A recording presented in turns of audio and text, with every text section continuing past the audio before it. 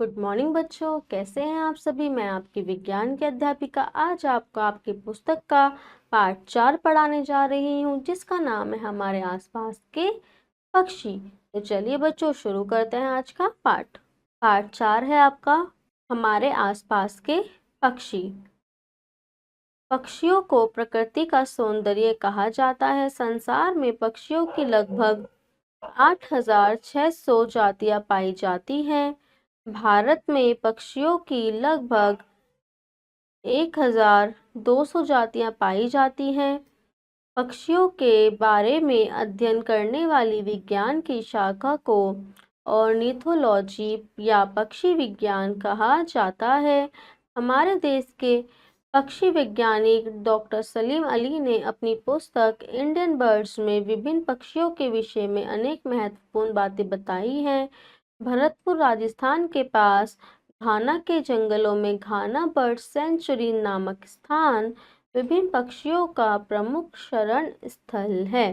तो पक्षियों को प्रकृति का सौंदर्य कहा जाता है। हमारे संसार में पक्षियों की जो प्रजातियां हैं वो 8,600 पाई जाती हैं, जिसमें कि भारत में पक्षियों की जो प्रजातियां हैं उनकी संख्या 1,200 है। पक्षियों के बारे में अध्ययन करने को पक्षी विज्ञान कहा जाता है और हमारे देश में पक्षी वैज्ञानिक डॉक्टर सलीम अली ने अपनी पुस्तक इंडियन बर्ड में विभिन्न पक्षियों के बारे में विभिन्न प्रकार की सूचनाएं और बातें बताई हैं। आगे देखते हैं। पक्षी के शरीर के अंग। जो व्यक्ति पक्षियों का अध्ययन करते हैं उन्हें पक्षी विज्ञानी कहा जाता है। आपने निश्चित रूप से पक्षियों को आकाश में ऊंचा उड़ते देखा होगा। पक्षी इतना ऊंचा कैसे उड़ पाते हैं जबकि जंतु नहीं उड़ सकते? ऐसा क्यों होता है कि पक्षी बहुत ऊंचा उड़ पाते हैं लेकिन जंतु नहीं उड़ पाते? तो देखती हैं बेटा। पक्षियों में हड्डियां कम होती हैं। उनकी हड्डियां खोखली होती हैं, उनमें वायु भरी होती है।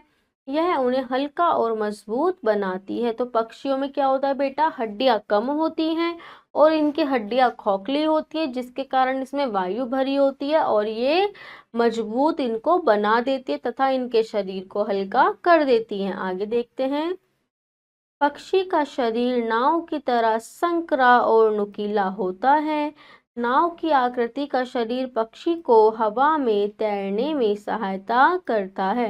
तो पक्षी का जो शरीर होता है वो संकरा होता है तथा नुकीला होता है। संकरा मतलब पतला होता है शरीर, जिसके कारण जो शरीर होता है पक्षी का वह हवा में तैरने में सहायता करता है। आगे देखते हैं। पक्षी अपने परों की सहायता से तैरता है। पक्षी की पूंछ उड़ान के दौरान उसे दिशा बदलने में सहायता देती है। पक्षी किससे तैरते हैं? पक्षी अपने परों की सहायता से हवा में उड़ते हैं या तैरते हैं तथा जो उनकी पूंछ होती है वो दिशा को निर्देशित करती है। पक्षी की मजबूत मांसपेशियां भी होती हैं जो परों को ऊपर नीचे करती हैं। मांसपेशियां परों को छाती की हड्डियों से जोड़ती हैं। आगे देखते हैं। पंख। सभी पक्षियों के पंख होते हैं। सभी पक्षियों के पंख समान नहीं होते हैं। पंख, चोंच और पंजे पक्षी के पूरे शरीर को पंख ढक लेते हैं। पक्षी के शरीर के सभी पंख एक जैसे नहीं होते। कुछ छोटे और कुछ गद्देदार होते हैं जबकि कुछ लंबे होते हैं। तो बेटा सभी पक्षियों के अंदर पंख पाए जाते हैं। किसी के पंख छोटे होते हैं तो किसी के पंख बड़े होते हैं जो उन्हें उड़ने में मदद करते हैं तथा जो पंख होते हैं किसी के गद्देदार होते हैं तो किसी के लंबे होते हैं। आगे देखते हैं।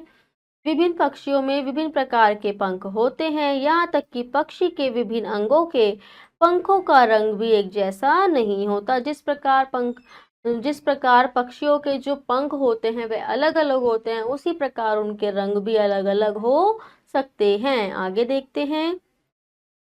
पक्षी के परों और पूंछ पर स्थित बड़े पंख उसे उड़ने में सहायता देते हैं।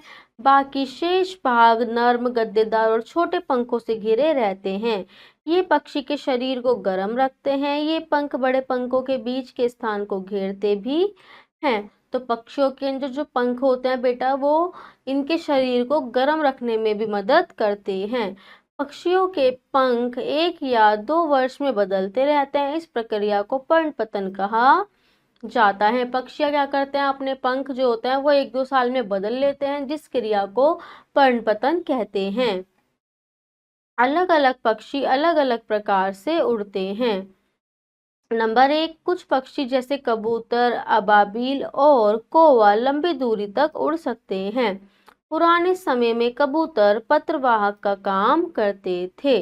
ठीक है, तो कुछ पक्षी ऐसे होते हैं बेटा जो ज्यादा दूरी तय कर सकते हैं, जैसे कि अबाबिल, कबूतर एंड कौवा। और जो कबूतर होता था वो पुराने समय में पत्र को इधर से उधर लेकर जाने का काम करता था। नंबर 2, कुछ पक्षी जैसे गोरैया, बुलबुल, मैना आदि कम दूरी तक ही उड़ सकते हैं। नंबर 3, शिकारी पक्षी जैसे चील, बाज और गिद्ध आकाश में बहुत ऊंचाई तक और बहुत लंबी दूरी तक उड़ सकते हैं। इनकी दृष्टि बहुत ज्यादा तेज होती है।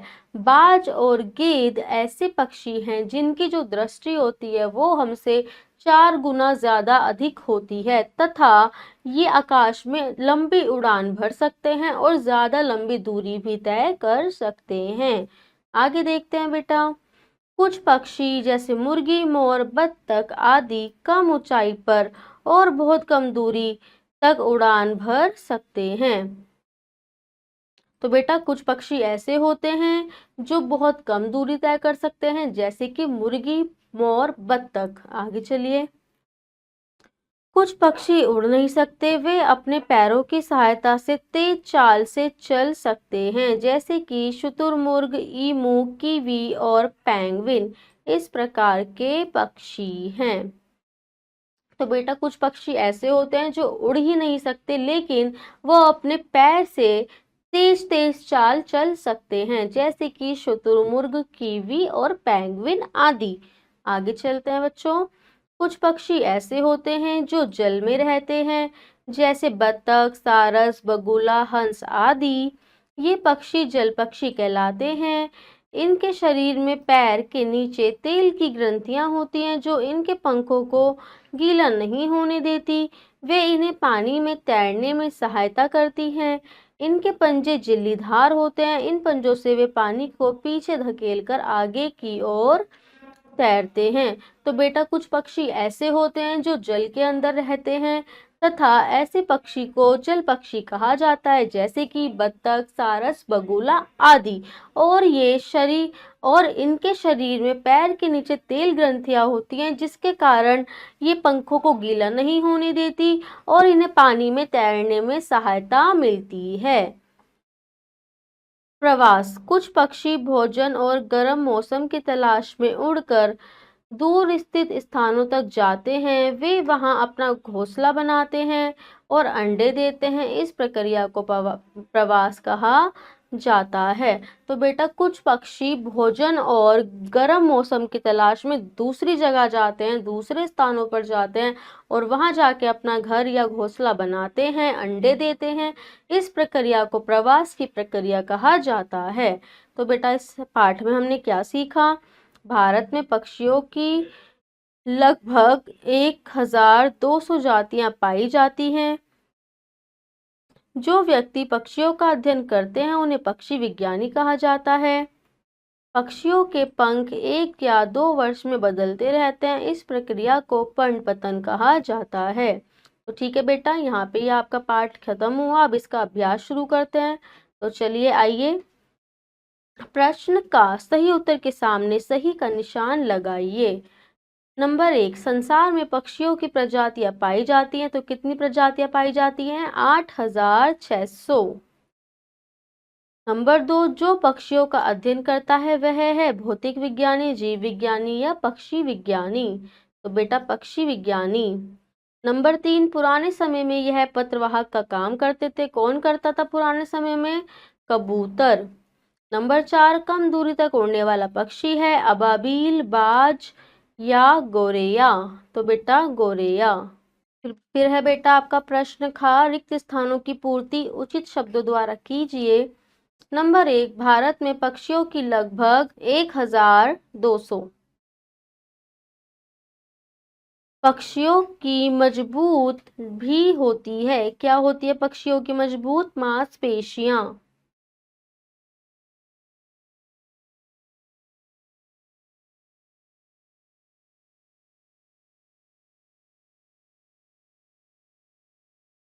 नंबर 3, सभी पक्षियों के पंख होते हैं।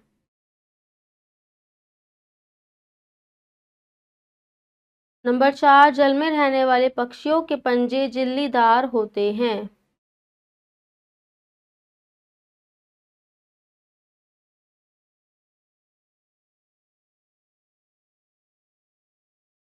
आगे चलते हैं। प्रश्न गा, सही कथन पर सही का तथा गलत पर गलत का निशान लगाइए। पक्षी अपने पंखों की सहायता से उड़ान के दौरान दिशा बदलते हैं। सही।